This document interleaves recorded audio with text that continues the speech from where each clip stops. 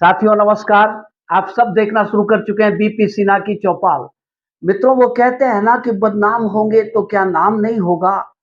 लगता है हमारे नीतीश बाबू कुछ इसी सिद्धांत पे चलते हैं कि बदनाम होंगे तो भी तो नाम होगा ही होगा। और नाम, यश, प्रतिष्ठा, प्रसिद्धि भला किसे नहीं चाहिए। खास करके राजनेताओं में ये बीमारी तो आम होती है। हर राजनेता की यही चाहत होती है कि हमारा नाम इतिहास के पन्नों में दर्ज हो जाए, और जब हम काल के गाल में समा जाए तो भी हमारा नाम चलता रहे, जमाना हमको याद रखे। इसीलिए तो नीतीश बाबू ने इंडिया गठबंधन का फॉर्मेशन किया था, जो असंभव काम था। विपक्ष के तमाम नेताओं को एकजुट करना ये बिल्कुल असंभव काम था, जो जिसे नीतीश बाबू ने कर दिखाया था। दरवाजे दरवाजे घूमे थे, ये अपना सारा मोरल गिराया था। वैसे भी मोरल कुछ है नहीं इनका, तो फिर भी ये बड़ा काम किया था इन्होंने कि सारे नेताओं को, विपक्ष के तमाम नेताओं को पटना में एकजुट कर दिया था, एक जगह बैठा दिया था। इसके बाद इनके साथ फिर खेला हो गया, और खेला भी ऐसा हुआ कि इन्हें भागना पड़ गया इंडिया गठबंधन छोड़ करके। अब ये खुद भागे या इसके पीछे कोई गहरा राज था या बीजेपी का षड्यंत्र था। क्योंकि बात ऐसी थी मित्रों कि अगर ये इंडिया गठबंधन के सरबराह बन जाते और इंडिया गठबंधन एकजुट कर लेते, और जो हो जाता, अगर ये अध्यक्ष बन जाते तो सारा इंडिया गठबंधन एकजुट रख सकते थे। और जब इंडिया गठबंधन और एनडीए की फाइट होती तो 1-1 हो जाती, और उसमें चांस ये बनता कि इंडिया गठबंधन शायद सत्ता में आ सकती थी और नीतीश बाबू प्रधानमंत्री बनकर इतिहास में अपना नाम दर्ज करा सकते थे। पर ऐसा तो कुछ हुआ नहीं। तो लगता है किसी ने इन्हें सलाह दे दी है नीतीश बाबू को कि आप अगर एक बार और पलटी मार दिए, आपने इतनी बार पलटी मारा है वो अपने आप में रिकॉर्ड है, अगर एक बार और पलटी मार देंगे तो आपका नाम Guinness book of world record में चला जाएगा, और भारतीय राजनीति के लिए भी आप एक चैप्टर बन जाएंगे, इतिहास पुरुष कहलाएंगे। और इतिहास पुरुष किस मामले में कहलाएंगे कि जब पॉलिटिकल साइंस के विद्यार्थी जब रिसर्च करेंगे भारतीय राजनीति के ऊपर में, तो नीतीश कुमार एक चैप्टर के रूप में उनके सामने होगा, एक विषय वस्तु के रूप में उनके सामने होंगे।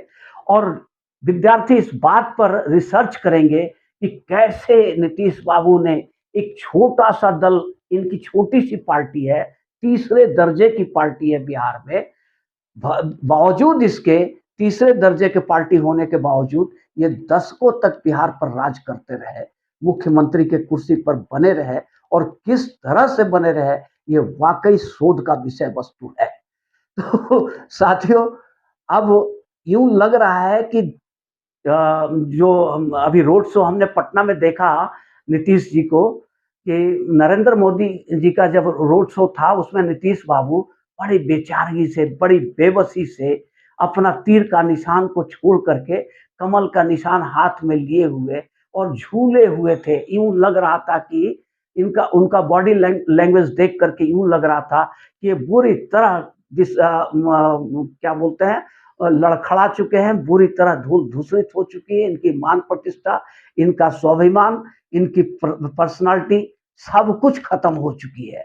और इसी कारण से लगता ऐसा है कि नीतीश बाबू एक बार फिर से बीजेपी को छोड़ करके आरजेडी का दामन थाम लेंगे। और जिसका इशारा तेजस्वी यादव ने अभी हाल फिलहाल में दिया था कि 4 जून के बाद, 4 जून उन्होंने डेट दे दिया कि 4 जून के बाद हमारे चाचा जी फिर हमारे साथ आएंगे। और आना उनकी मजबूरी है, उनके कहने का लब्बो लुआब इतना ही था कि नीतीश बाबू की मजबूरी है, अगर वो नहीं आएंगे तो उनकी पार्टी या तो टूट जाएगी या बीजेपी में मर्ज हो जाएगी या बीजेपी कब्जा कर लेगी, और वो कहीं के नहीं रह जाएंगे। यही बात बीजेपी ने उनके दिमाग में डाला था जब वो इंडिया गठबंधन बना रहे थे, और उनके साथ जब खेला हुआ तो मोदी और अमित शाह ने यही चीज उनके दिमाग में डाल करके उन्हें फिर से एक बार वापस लाए थे एनडीए में। तो 4 जून के बाद जो तेजस्वी यादव का दावा है कि 4 जून के बाद नीतीश बाबू फिर से एक बार पलटी मारेंगे और किस लिए पलटी मारेंगे? अपनी पार्टी को बचाने के लिए, पिछड़ों दलितों के सम्मान की रक्षा हेतु, आरक्षण को बचाने के लिए, इन सब कारणों से जो कारण दिया जा सकता है, जो बहाना तो होते ही है ना, जब पलटी मारते हैं तो कोई न कोई बहाना तो देते ही हैं। अब यही बहाना तेजस्वी यादव ने इन्हें बता दिया है कि भैया इशारा-इशारा में सारा खेल खोल दिया तेजस्वी यादव ने, क्योंकि लालू यादव तो है नहीं। तेजस्वी यादव अभी उतने मैच्योर्ड भी नहीं हुए हैं, मैच्योर्ड लीडर है पर उतने भी मैच्योर्ड नहीं है। उनके मुँह से ये बात निकल गई। अब बोल तो दिए तेजस्वी यादव, लेकिन इस पर नीतीश कुमार जी का चुप्पी लगा जाना, मौन धारण कर लेना, ये कुछ ना कुछ संकेत तो दे रहा है कि दाल में कुछ ना कुछ काला है। और दाल में काला नहीं, पूरी दाल ही काली है नीतीश बाबू की, ऐसा आप मान कर चल सकते हो। तो नीतीश बाबू का जो फितरत रहा है शुरू से, पलटी मार फितरत रहा है, वो हमेशा जब आरजेडी के साथ में रहेंगे तो बीजेपी की तरफ प्रेम की पींगे लड़ाते रहेंगे, इशाराबाजी करते रहेंगे। जब बीजेपी के साथ रहेंगे तो आरजेडी की तरफ इशारा करते रहेंगे। अब यहाँ पर खेला ये है कि हो सकता है कि तेजस्वी यादव ने जनता को भ्रमित करने के लिए इस इलेक्शन में, जो आम चुनाव चल रहा है, आम चुनाव के बीच में ये बात कहने का मतलब ये है कि जनता में एक भ्रम का वातावरण पैदा करना चाहते हो तेजस्वी यादव। और नीतीश कुमार का मौन रहना इस बात का संकेत हो सकता है कि वो बीजेपी को डरा कर रखना चाहते हैं कि अगर कुछ भी किया, अगर मेरी कुर्सी छीना आपने, तो हम फिर से आरजेडी के साथ चले जाएंगे। ये तो ऐसा तो वो शुरू से करते आए हैं और आज भी कर रहे हैं।